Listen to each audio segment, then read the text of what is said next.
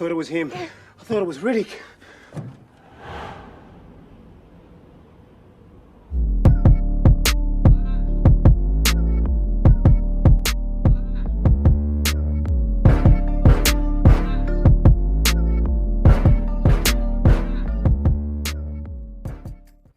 Pitch Black is a 2000 American science fiction action horror film directed by David Twohy, starring Vin Diesel, Rhoda Mitchell, Cole Hauser, Keith David, and Claudia Black.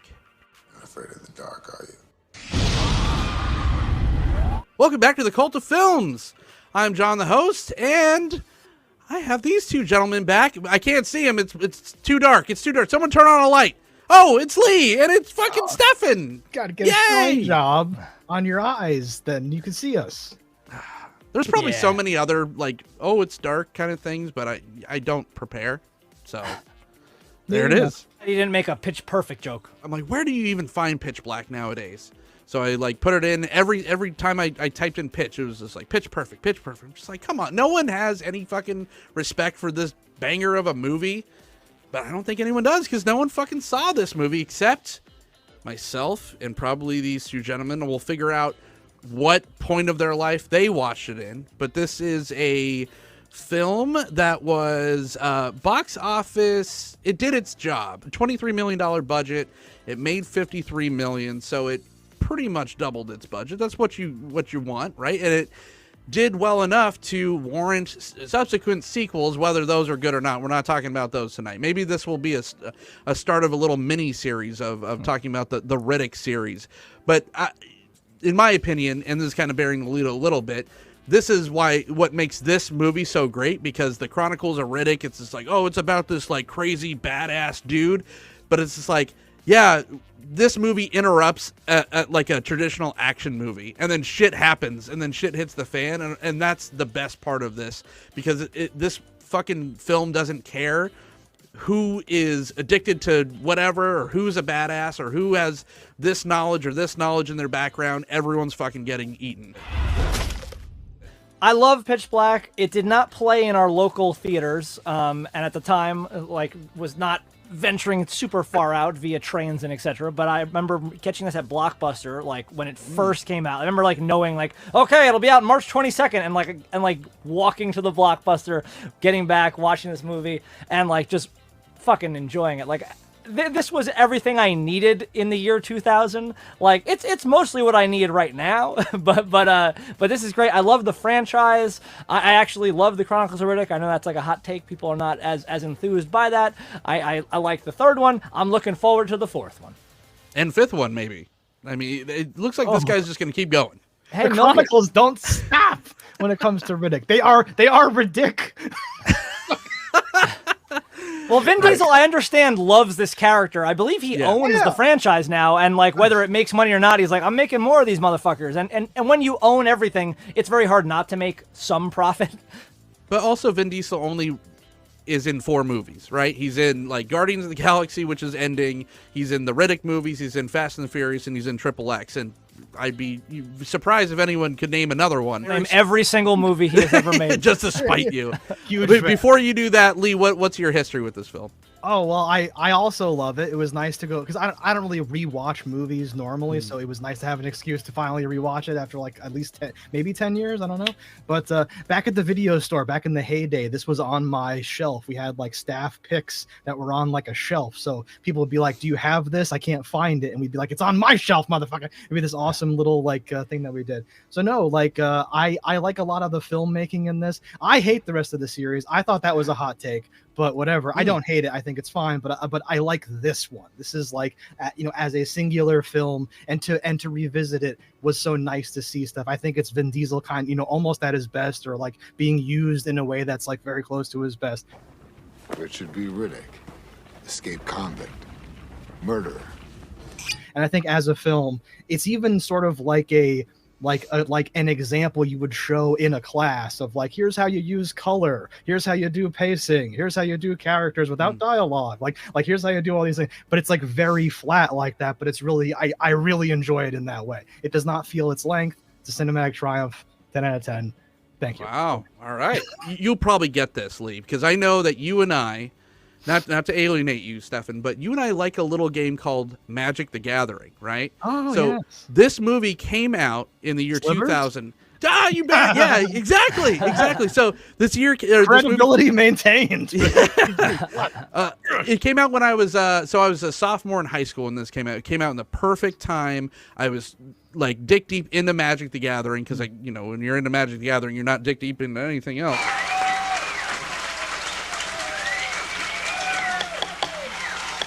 I loved these. There's certain creatures in the game called slivers, and they're these beaked with the one claw, and they have the little tails and stuff, and each one is like a hive mind. Weirdly similar, yeah.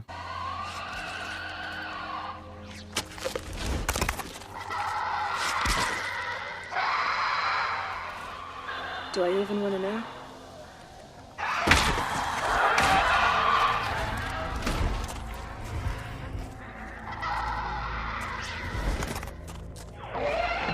Always loved that character and that creature in the lore and the game itself of Magic the Gathering. So when I saw the trailer to this, I was like, oh my god, this is Slivers the movie, and it is it delivers on all of that. Awesome. So the 10 people that are watching this that have played Magic before are gonna be like, oh my god, it's perfectly the perfect eclipse lined up for these nerds. The planets are aligned and no one can see shit except the slivers that are they also remind me of the xenomorph from Aliens, of course. Sure. And some other stuff. Yeah. A little bit of a few things or whatever, but they're just a generic villain, right? Just a thing in there to set the stage, right? It's cool.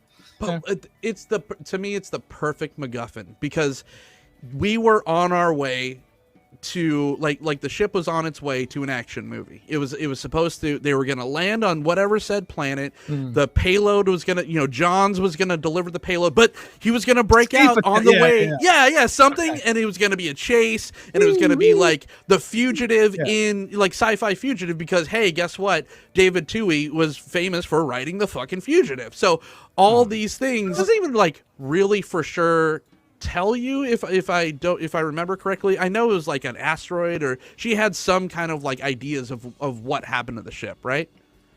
Yeah, I think they got hit with a bunch of debris. Yeah, little space pin size, whatever. Yeah. And it was just happenstance that they, unlike Star Wars, they didn't wind up on Tatooine for the umpteenth time. They wound up on the fucking worst place that you ever want to be on. Excuse me. I think you should see this. 3 sons?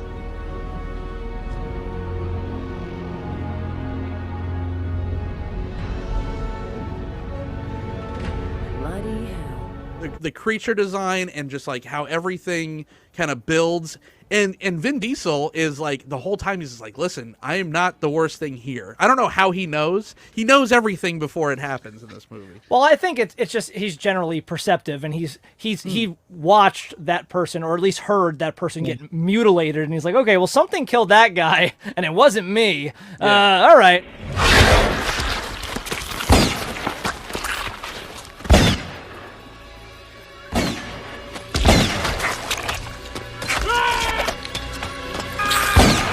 Stefan, what is Pitch Black about?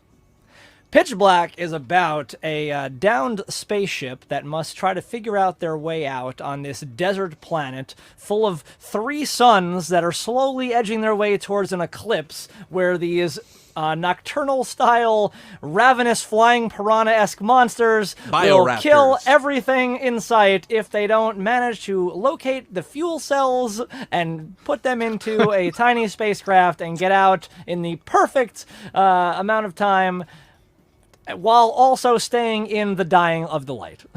Drinking lots of alcohol. Oh, you gotta drink to survive. This is the only time that I can do this. I use this movie as a counterexample. Whenever people get too up in their ass about this movie sucks because there's too many coincidences. Oh, how convenient. Oh, whatever. And I'm like, bitch, Pitch Black is a damn near perfect film, and it involves the coincidence of there's a planet that kills you during this 20-something year cycle eclipse, and we just so happen to have this badass who can see in the dark. That's the biggest coincidence that's ever happened. But guess what? if you made a more realistic movie about when there's no eclipse or when you don't have Vin Diesel that can see in the dark, those movies are all boring and suck. This movie's awesome because they chose to have these events like overlapping. I like it. It's awesome. also, though, if you really think about it, it is like the minorest of advantages just to be able to see, because these things seemingly track you by movement and stuff. So like echolocation. Yeah. So there's a cutting torch on the floor here somewhere. I just can't find it. Quiet, please, everyone.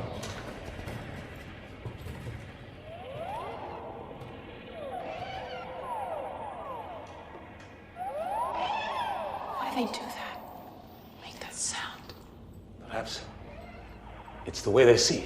Yeah, whatever it may be, they are getting you regardless. So seeing it, it's like being able to see a guy draw a gun. It doesn't mean I can stop it. The bullet is coming. That's why he has to be the most badass guy in the galaxy. That's exactly it. Yeah. And he has to his heart has to grow 3 sizes and shit too. Like everything has to happen at the same day. You're like, what? Yeah. The bigger coincidence is the fact that the girl who is cosplaying as Riddick can actually find the items to do such a cosplay. Missing the party. Come on. Fucking brutal movie, and it sets it up in a brutal way before. Well, I guess right after, a couple people die from the whatever happens to the plane, the debris or whatever. Itself, But we are introduced to our main character, played by Rhoda Mitchell, making the most selfish decision ever. She is ready. She's following protocols, and that is the right I don't know if that's selfish. I think that's what a captain does. If you're gonna die, she's a docking agent. No. She became the captain when the captain died, John. Thanks for saving our dicks. No, really, thanks awfully. Well done. What about her guy buddy? died. I think was captain. Line of succession. Either way, it's just that's how this movie had the balls to set up.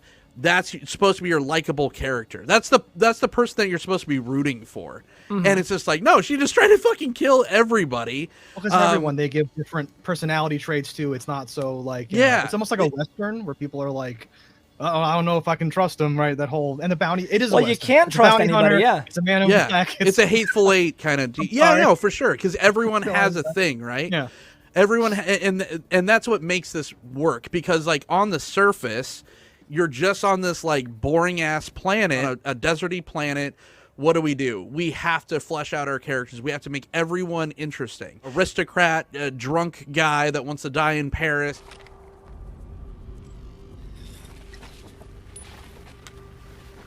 Paris P. Ogilvy. Antiquities dealer. Entrepreneur. For some reason, Keith David as this Muslim guy with... I fucking love Keith David. Me too. Oh, I know it's pretty, baby. But I didn't take it out for air. The 3 other, just are they his sons? Are they not? What's going on here? Is it nefarious? They're on a pilgrim. Listen, pre 9/11 to have a movie that not only depicts Muslims or whatever, but in this neutral way, but also imagines that there will be space Muslims and new Mecca and all this shit will just keep going into the future. I'm not saying nefarious that way, but whose kids are those? And what? I don't know if they ever explain it exactly, because I'm pretty sure in the next movie he has 7 kids again, and they're all well, I guess it's 20 years later or something, because Dizzy is old or okay. Jack. It's young people on a pilgrimage or something, right? It's a whole thing, but it's awesome. I was this is such a weird element that I forgot was even in the movie, that they have this all they're religious, they can't drink the alcohol, right? It causes a little tension. I'm this is what did you write a script? This is amazing. Yeah, exactly. and you write the script, right? And all these things kind of meld perfectly together. But it's not over-explaining everything to where it's not telling the audience what to think, how to feel. It's leaving it up to you. It's just okay, you just saw this woman try to make this sacrifice. Are you going to still root for her? Are you going to root for this supposed cop?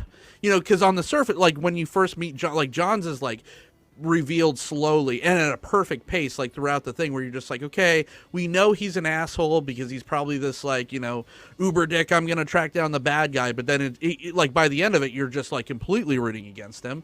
Well, and they do a great job of changing his character's look subtly enough, because when he first starts he looks like you know, Joe College, like he looks like, oh, I'm a standard space cop. The clown has arrived. Like the lack of doing drugs or too much of doing drugs or whatever his business might be, he him, gets like sweatier and like eyelinery and looks more like evil. Bad sign. Shaking like that in this heat. They really do the subtle work on that really well. Do we know Cole Hauser? Because I was really impressed with him, and I forgot even who that is, and that name sounds familiar, but looking, I can't tell. Like I'm like, oh, I know, I must know him from this or something. I don't really know. He's always dick. Guy. He's always asshole in every. He's asshole white guy in every single movie, and he always does a good job. It's kind of a typecast, but it's cool that he was typecast in this because of the like reversal, you know, in this, where he's just like, oh no, I'm gonna be the good guy, and it's like, no, the extra meat. It's a really great performance. It's really subtle, right? The way he talks down and manipulates people, the way he's talking to Rhoda Mitchell and stuff, like all that stuff. Those scenes were really tense and good, where I was like, oh shit, who's this kid Cole Hauser? I like this. In another movie, they would have been sleeping together. We would have had that scene, you know, him and Rhoda Mitchell, or at least like shared a kiss or something. I thought I could trust you. But he acts like an addict, where he lets the veneer kind of like run off because he has to, because he physically is like sick.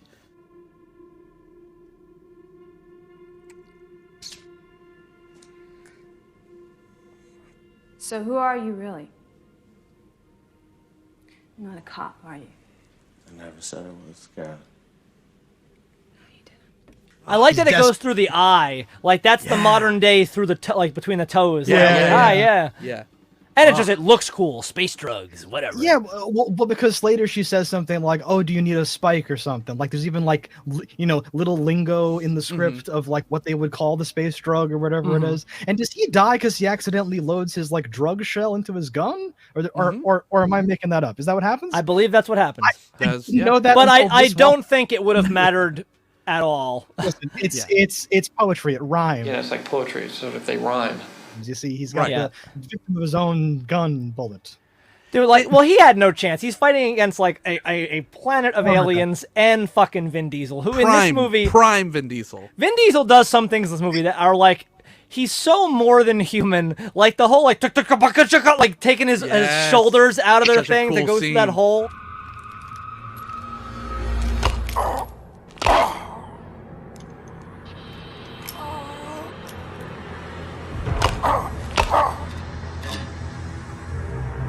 That like he echolocated because he's like, there's a hole up there, I know it. Hang on, and he just like gets out of that thing. This was like one of my favorite scenes in all of like cinema history or something, because in like whatever 20 seconds they show you him noticing all the stuff in the room. They show you him implementing the plan. It's very deliberate and methodical. He gets up on his tippy toes, crunch, crunch, crunch, crunch. Whatever he's popping, he's locking, whatever. And then right at the last minute, he grabs whatever that like thing is that he uses to get out or whatever's dangling, right? And it's all pump, pump, pump, pump, pump. It's like beautiful. There's no dialogue necessary, no fucking things. It's just quick. It's very economical. It's tight. I fucking love it. So like he is a different race, like, but we don't really. But we don't know that in this movie. No, but we don't really ever go into some of the things that he does that are not fucking human. Like that, you're like, oh, some people can do that. But later on, like his arm like gets like broken, and he's like, and like he just like fixes it, and I'm like, but like it's such a unnatural, weird thing. He fixes it, and he looks at John's like, how dare you make me do that?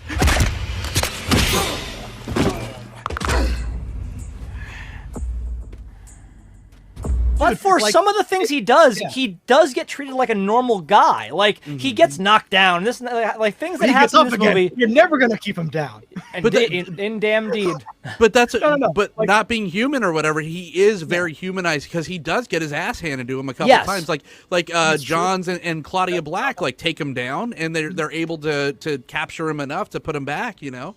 the things that happen in this movie would never happen in any of the future movies. Like, he becomes so god tier over the next things. Sucks. Yeah. No, I like that. And honestly, I think the progression was natural, because I remember when I watched this the first time, I thought he was god tier. I was like, oh, this guy's fucking crazy. Look at the shit he does. And then it just, well, the world, as everything, it escalates. Like, if we think about, oh man, those guys are fucking crazy good drivers in Fast and Furious 1, and then by the fucking last one, it's like, what the fuck? Is he a car? We're driving off the moon. Yeah. There's so, like, I understand escalation, but like at the same time, going back now, I'm like, that wouldn't happen. You couldn't hurt him. Subtle, stuff too, where he's carrying 2 power cells like on his shoulders. Yeah. And then you see one, like someone else go like to try to like lift one up a little bit. Well, like, later he's fucking running with all 4 of them. He's like, move! Yeah. He's dragging them. Then that's cheating. He's supposed to be the biggest badass of them, right? But there is still moments where you're like, wow, he is. You don't ever feel like anyone is safe in this movie at all, and it proves it constantly, because it's just like it breaks all the stereotypes, right? It like the kid like a kid dies first.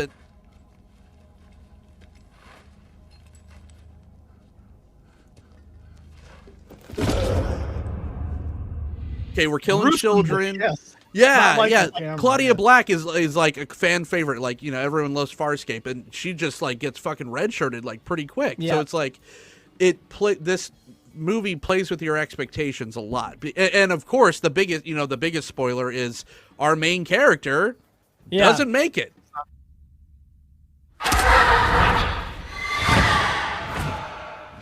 That one really got me. I can remember that moment where you're like, did that just happen? Oh wait, he's gonna save her, right? Oh, she's fucking dead. Right. Oh god. Did you think that he stabbed her? Or okay, because I didn't know what to believe. I was very confused this time, because I'm like, I forget how she dies. Is this how she dies? What's going on? I was very confused. So it's so funny that you say that, because I watched this for the first time with my son, or for his first time. I have a 15-year-old son. And I'm like, we're gonna watch a banger of a movie, and I'm like, oh, what does Pitch Black look like in 2023 to a 15-year-old? With everything that's I'm curious here. And but that scene, and I'll tell you what he thought about it in a second. But that particular scene that Lee was saying, he's just like, he just stabbed her to get the blood out, so the thing grabbed her, and I'm like, I never fucking thought of that. I'm like, I don't think that's what happened because of the emotional. Oh, he doesn't still think that when he screams, not for me. Right, he's like, not for me. Like, why did you do this for me? Like, you were supposed to just do this for like good people, So I don't think that was happened, but that was crazy that he picked that up, and I was like, and spoiler, he loved the fucking movie. Good, as he should. Then, you don't have to drive him out to the border and abandon him. He lives on a farm now. Yeah. He had to go upstate for re-education or something. No, but he's just like, it's in he's like, this movie came out in 2000. Like, it looked great for then. I'm like, yes. Yeah. They showed the blood hitting the ground though before they revealed that Rada's been like grabbed by a monster or whatever. So like, I think that they were trying to fuck with you, but I don't know if it ever fucked or whatever. Was why I brought it up, to see if people had a reaction the same way. Or whatever. Yeah. The English guy or someone gets like stabbed through the back. And so I think that's kind of what I think. One of their tails just got her, and then you see the blood go, and then they just pull her back. But it is an effective, like, oh shit, like for a split second you're just like, wow, that is like a, what is it, like a Greek tragedy or something. Oh, and like the rain and everyone's faces. Yeah. The rain is so good. I love how that looks. I think a great subversion of expectation, especially in like the year 2000s, would have been like, Keith David living to the end. Like that's like the typical thing. It was such a. Like that trope, like, well, yes, it is a trope. It's a trope for a reason. They were doing it constantly. It was like, what, God, racism is real. Like, and I was like, okay, cool. Because also, like I said before, I'll say it again. I love Keith David, and I'm glad for him to survive to be in the sequel. Oh, I know it's pretty, baby, but I didn't take it out for air. He's not phoning it in either. When the last of his flock gets taken in front of him, he like collapses. No! And he's like screaming. It's biblical. Yeah, it's fucking awesome. And like I think that is almost like, oh, he's like acting so hard because he doesn't get, like a death scene. So he's doing his like, I'm acting my heart out for this or whatever.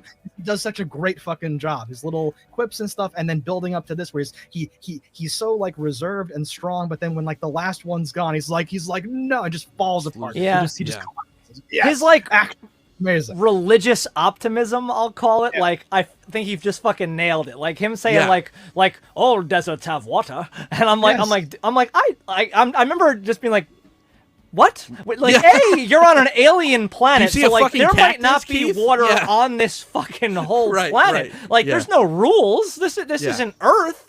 Like, what? And then when they see that, like, what they think are trees, and it's really like spinal column business, I was like, oh shit! It's the termite nest or whatever. That's the thing that the bioraptors fly out of, or what? Yeah, it's great because what a great arc for him though, because he, like you said, he's just Mr. Blind optimism. God will save everybody. Everyone's protected. And then he just gets put through the ringer like Job or something. I don't know. I didn't read the Bible, but whatever person got like, his whole family taking over, and it's just like, do you still believe now? And he's just like, pretty much, and it's a powerful thing. And that's just another cog in the machine that actually changes Riddick, where he's in the skiff or whatever off the thing. He's just like, she's like, what are we telling about you? He's just like, tell him that Riddick died on that planet, and he's not even just saying that to cover his own ass. He's the Riddick that he knew. A double meaning thing, right? Double entendre or entendre. The me who would have left you all or like killed you to get away or whatever. He's like, I was just trying to be in a bad like action film, and I wound up here. I don't particularly like his vision. Like, I don't think it's super effective. Like, it's not just like, you want it to almost just be, I can see perfectly at night, but it's a weird thing, and their vision is even fucking weirder. They're like echolocation business. Like, it's a combination of things, and I think that is something that allows it to hold up, is that it's weird, and it's not trying for an effect that it's not making. It's like a new effect. So I'm like, okay, it looks almost like an Xbox Kinect camera. Like, it's that weird fucking bullshit. And like, oh, it's like the Predator, but worse. You're like, it is definitely its own thing, and like that's something that is strong. But I also like, when I think about what I would do to my eyes if I was going to go to like what I picture to be a dark underground prison, I want a little better vision than that, like that purpleness. But then when we actually do eventually see what that prison is, I was like, this doesn't make any sense at all. Don't even think about it. Throws off so much. I don't have many problems with the movie, though, and I wouldn't even consider that a problem. I think, like, my only two things that stand out are, like, at one point he has, like, a bone knife, and he cuts a bit of her hair off, and I'm like, that, like, what? bullshit. Like, you know how sharp a knife has to be to cut hair, just free hair off your fucking head? I thought you were going to be like, why are they making him out to be a creep in, like, a sexual way? He's supposed to be a whatever, but no, your problem is how sharp the fucking... He's Riddick. He sharpened it perfectly with his fury powers. Or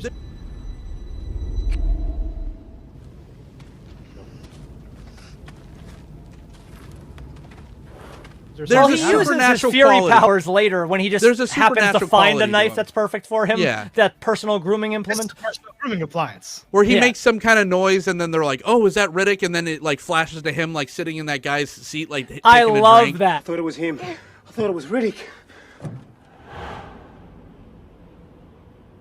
I love that. Yeah. So there's this like weird supernatural, like all encompassing, like he's always around type thing.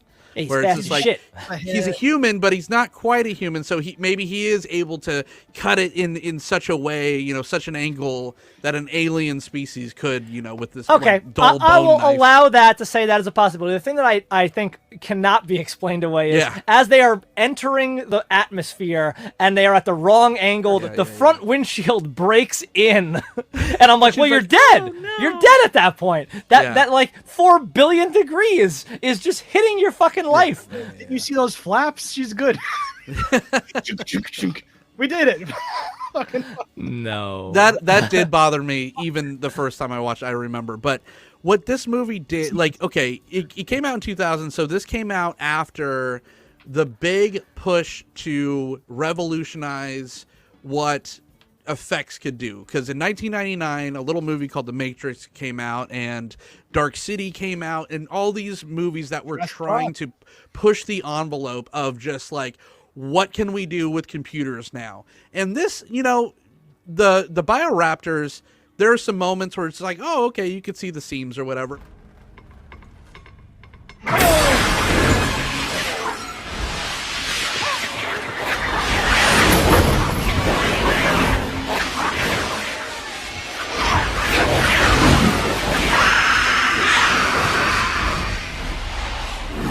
They shoot it in such a way that hides so much of the seams because that's what the movie required, and that's what makes it hold up better than watching, you know, Neo do bullet time in 2023. They had restraint. Also, it's fucking dark, so half the time it's dark. Or it's like schmeary purple vision, or it's like static echo vision, right? So every time you're seeing these things, it's a big thing.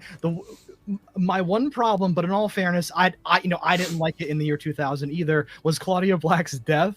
There are some parts where it's like her face is like floating all weird, and it's weird. Yeah.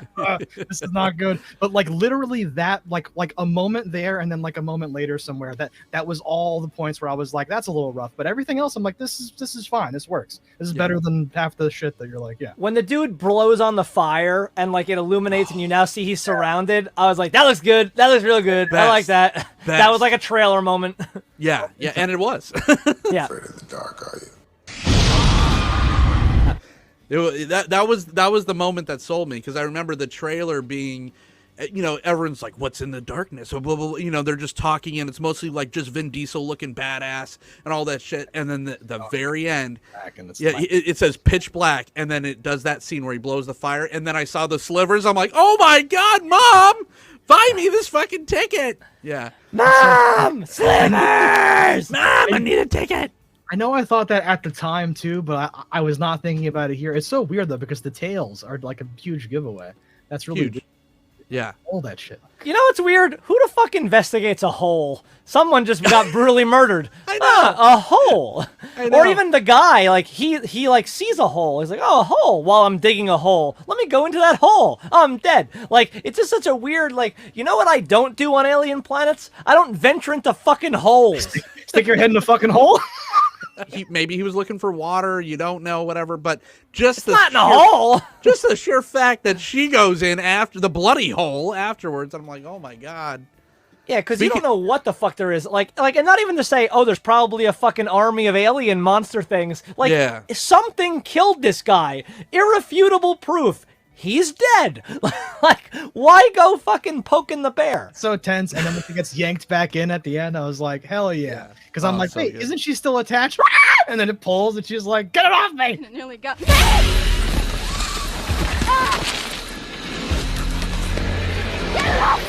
Great scene, though. Her face, when she's like falling, you can like feel like you ever do that when like rocks or something are like hurt, it's like hurts and shit, and you're just like, she's like slipping, and she gets this look on her face like I'm gonna die. I don't like this. It was very good. I'm like 10 out of 10. Like, it's funny because in movies there's two things: either instantly when the walkie-talkie gets snagged on something, it rips right off, or it is the reason you're gonna die. Like there's no in between. There's no like, oh, I got hung up for a little while and then it comes out. Like it's one or the other. You're either fucking dead or oh no, my walkie-talkie. It bothered me when I watched it during that scene because she's like crawling out and it looks like a big, you know, like cave, like she's gonna come through the ground, and then like they punch through it because it's literally just like it's like it's a termite tower, exactly. But I'm just like, how did that happen? Like, she should be on the ground level. Well, like, no, idiot, she's like in one of those tubes. And they reveal that the rest of the group knows she's in there by showing it from the inside breaking. So you don't know what's even happening, or if they're, you know, maybe it's like in the Silence of the Lambs, and like, you know, they're somewhere else digging somewhere and getting screwed over somehow. You don't know what's gonna happen. Oh God. It's a double jeopardy part too, because they're like trying, like she's, you know, her thing's she's going tight against the rope, and Keith David's trying to pull her back into death. Yeah. It's wonderful. While we're talking about love, just like briefly, when Finn's in the blind spot and he's doing the whole like predator prey back and forth thing, I was like, that's blind awesome. Spot. That's fucking hilarious. And he like earlier when he like realizes it, I was like, oh yeah. I like how the suns have different color grades too. Because it shows, it's hard, like, how do you show passage of time in a planet that has 3 suns? And it's like, well, even though something's setting, something's dawning too. It's a cool planet in general. Like yes, everything it runs on fucking sun power, obviously. And I like her thing. Oh, they don't have lights because it's never dark. That's interesting. Yeah, but what's weird is this planet doesn't seem like it could exist for very long. And I do like that they do show.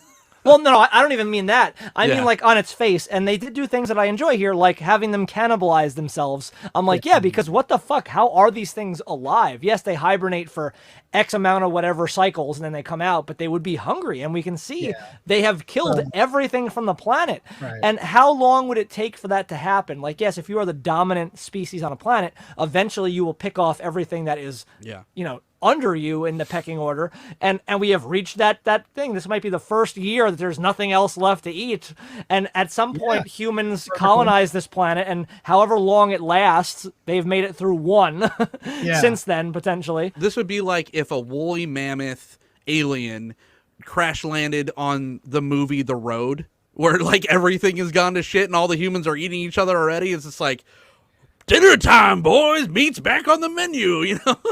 Yeah, they have a life cycle like cicadas or something. There's some other elements, because there's little ones and big ones, and we don't know whatever. But when they reveal the solar system, when Rhoda Mitchell's like, I'm Sherlock Holmes, all of a sudden, wait a minute, and she storms back in, it's like tick, tick, tick, tick, tick, tick, tick, and the whole planets are aligning. I don't even know why they have that thing. It's so dumb. But that is a plot hole for me. Really? Well, just think about that on its legs. Like, you got to this planet, you now somehow know when this is going to happen, you've made a thing about it. Like, you could not have survived more than one cycle, because they presumably they died on the first 22 years, I think. No, they built a model of the system that they're in, and they, you know, it just so happens to predict an eclipse. But eclipses don't kill you on Earth. They wouldn't know to be scared of them or something. But didn't they say the eclipse lasts for years? I don't know.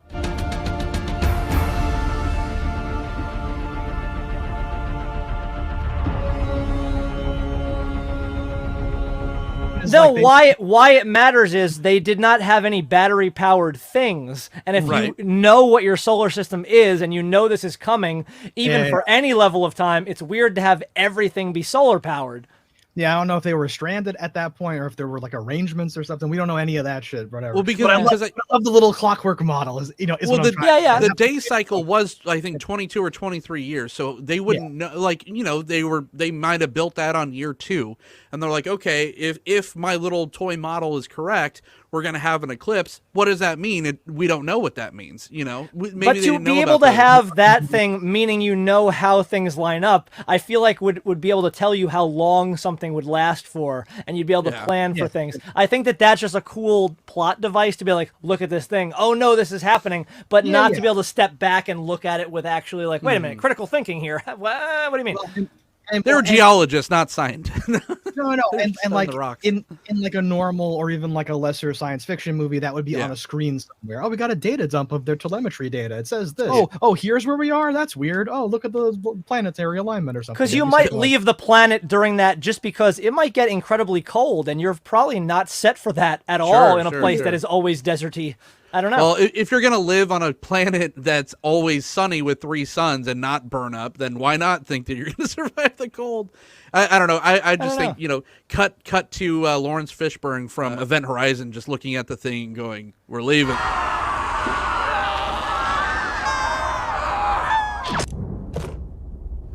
We're leaving. At one point, you're just like, okay, I can see what you're saying. You're like, whether we think we're going to freeze, whether we think something bad's going to happen, because these creatures that we might know something about, when this like eclipse happens, sure, let's get off the fucking rock. But they don't. They just hole up into a little tiny thing, and apparently they didn't watch Evil Dead 2 because they left the cellar fucking door unlocked. Didn't work out. No. It looked clear. Looks clear.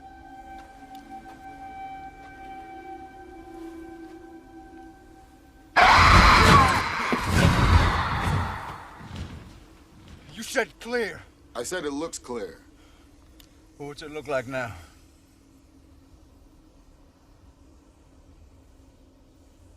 Looks clear. It looks clear. So that's as far as I'm okay with Vin going into like funny stuff. I think a few times here he's a little too goofy, and I don't like it. I think he should stay like Batman. Stefan, you love Vin Diesel. I agree. I think he is better to do just the stern face, because I honestly think, like, I thought you were general, gonna disagree and fucking own me. So no. I think he has an interesting smile that I think doesn't look evil. It looks kind of awkward. So I think that, like, he should honestly never smile. I think he's a goofy goober in real life, right? He seems like a yes. Yeah. No, he's a very, like, He shouldn't let that through for this type of performance. 100% no. Exactly. No.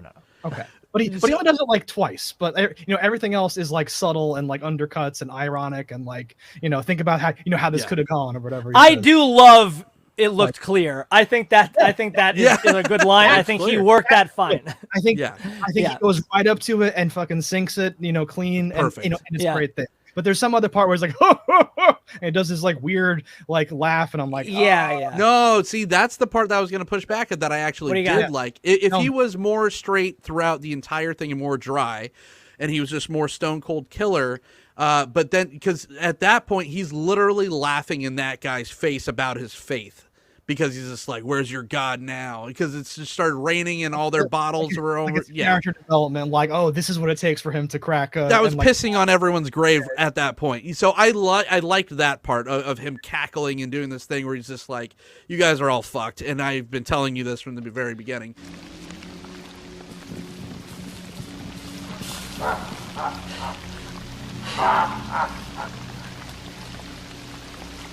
where the hell's your God now?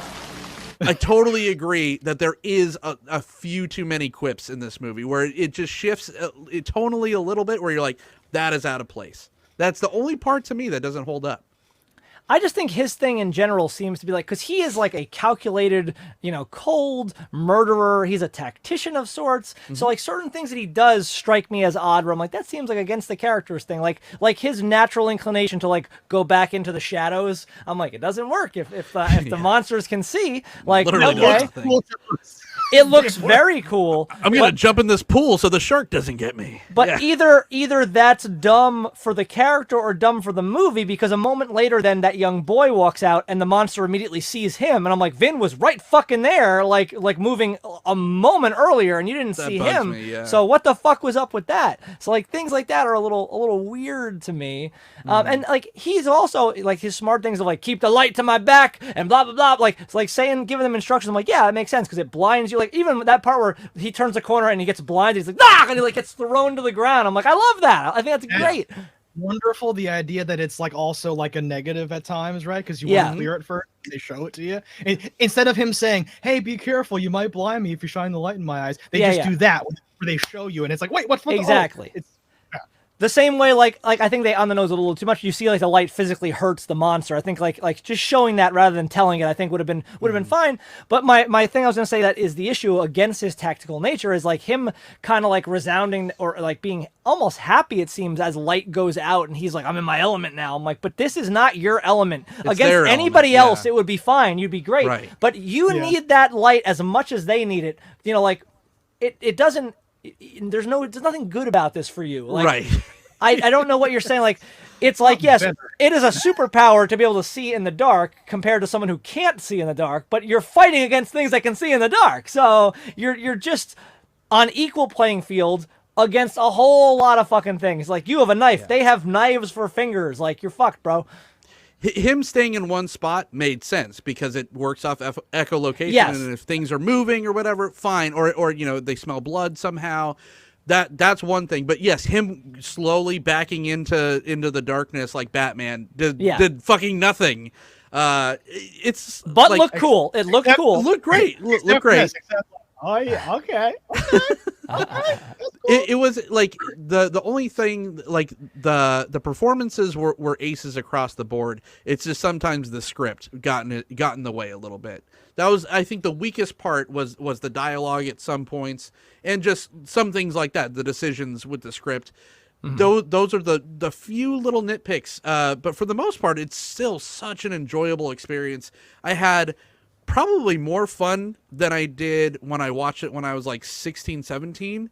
Watching it then, I had more fun now because I got to pick out those little nuanced things, and even something like I said, my son's just like, oh my god, did he stab her? Did he do that? All this stuff. I'm like, it made me question it a little Well, bit now more. it's generational. Right, yeah, exactly. It's just like you kind of write this movie off when you see it younger, when like as a fun schlocky action film, but now in like our grizzled old eyes, we're just like, wow, they made this in 2000 for $23 million, and it fucking bangs. I don't think I realized as a kid watching this how much that poor bastard survivor who gets shot, like, it's like, oh yeah, he vaguely does look like Vin Diesel. He's like a bigger guy, a shaved head, he's in a similar outfit. I'm like, okay, I get it. Poor bastard. And like, they're already on high alert. He's like, here's this gun. If you see Riddick, fire a shot. And like, well, what if Riddick sees us first? There will be no shot. And I'm like, that's genius. I love that everyone is a smart ass like that and talks like Tarantino, Kevin Smith, yeah, Jones or whatever. It's awesome to me. Well, it's the future. They've had a lot of time to master their quip. They've refined the language to now we just communicate with badass quips and all that stuff. No, I'm so happy that I had an excuse to rewatch it. I noticed a million things, but I will mention just one now.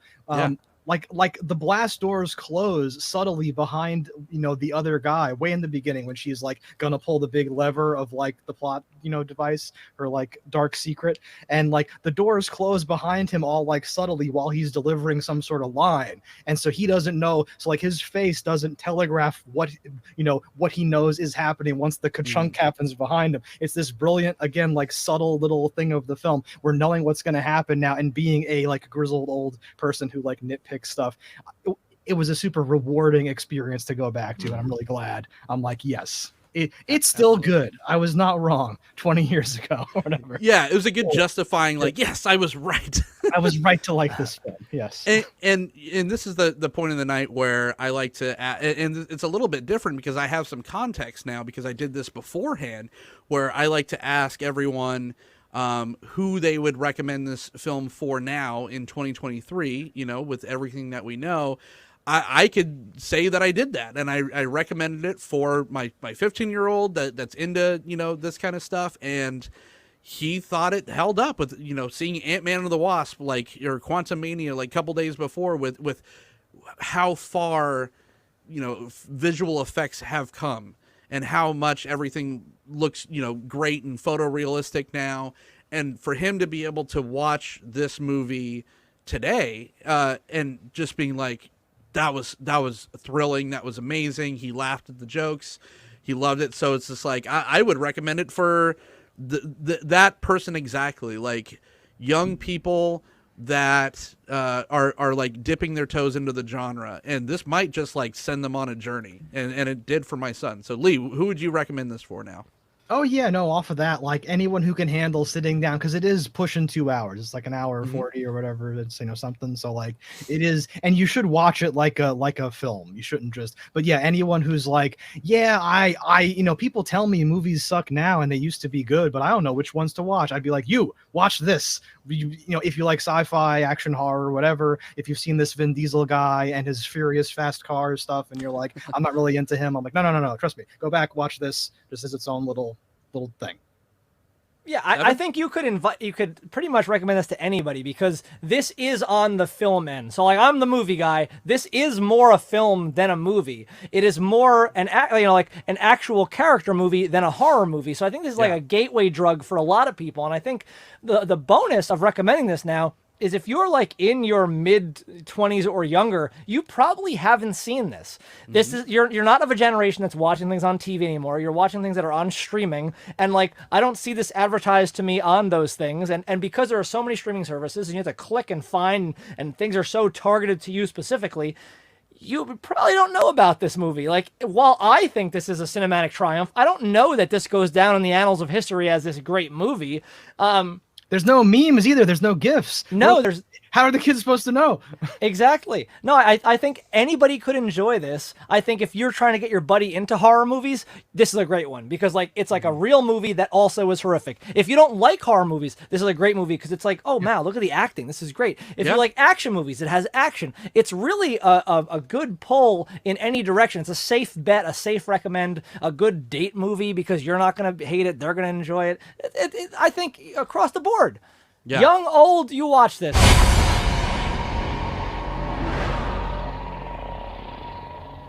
afraid of the dark, are you? It's a creature flick. It's also like a fun action flick. Yeah. It's like a, people like Jaws will like this, and people that like The Fugitive will like this, because it has so many layers to it. And I always like try to stop myself too much and be like, it's an underrated film, because it's not the best thing ever made. I mean, it's kind of like I think the ceiling is like Mad Max. It's not it's not the Shawshank Redemption or anything, but it's so much fun. It's a blast to watch. There's not a dull moment. It doesn't feel like it's runtime either. I feel like it doesn't overstay its welcome. Well, and if you're familiar with like the franchise, this is such a departure from where it goes. So like it's totally different. So even if you're like, I watched Riddick and it really wasn't my thing, it's a totally different movie. It's a totally different character almost. Maybe like, that's why people hated the rest of it, because this set the tone in such a different way from because this movie was interrupted from being a Riddick movie, and then 2 Riddick movies came out. It's just like, oh, I was expecting Pitch Black and I got a Riddick movie. Well, there's 2 Riddick movies. There was a video game. There was an anime. This is a franchise that has some flesh to it, and potentially 2 more movies coming, or a weird mislabel of IMDb. There's certainly another Riddick you have coming. to consider them like different things, right? Because they are different things. Well, exactly, but in your mind, you can't think of Chronicles of Riddick as Pitch Black 2, and like you can just think of it like inspired by, or like, oh, it's a different. You have to just separate them or whatever. This was like one of those like mid-budget movies that we're talking about, right? In that $20 million, those things that like they don't make anymore. They don't exist anymore, Where you can take risks, but but you have enough money to actually do stuff and like pull it off. But maybe a few things are rough, and maybe you restrain, something. Maybe you don't turn it into your fucking fake Star Wars and do a whole chronicle. Maybe you just do a little story that works really well, right, on that budget. And they do a lot with what they have, is the whole point. It's like, well done, it's good. This story worked as like an ensemble. It was like, it's like if Guardians of the Galaxy just had like a Drax movie. It's like, we're just going to base a whole franchise now on Drax. Do you care? It's like, no, I cared about Rocket Raccoon and I cared about all of them. It's just like all the pieces of the team of this, and all the deaths, even though like some of the kids, like, you didn't know what they fucking said ever, but you cared when they died because someone cared when they died. And it's just like every death had weight, every like wound felt brutal. Like the sound design was good, the lack of sound sometimes, it was suspenseful, it was thrilling. There was a lot of tense scenes. Like it sounds almost ridiculous, like, oh, Rhoda Mitchell's climbing up through a little vent shaft and they punch through and they pull her out, and it's just like, no, but all the shit that builds up and what's waiting for her down there, it's a super tense film. And I could see my son like I was like watching him more than I was watching the movie sometimes. He's just like, oh, it's like, and it's not super jump scary. It's just tense. No. There are a few, like there's a part where Jack comes behind the art guy with a knife, and she's like, if I were Riddick, you'd be dead, or something like that. And I was like, that actually like is a pretty good jump scare moment, because it's completely unexpected. Well, I'm glad that you guys like this film at least as much as I did. Where can everyone find you, Stephan and Lee? We're Cannibal Video on YouTube. If you want to go there directly, www.cannibal.video.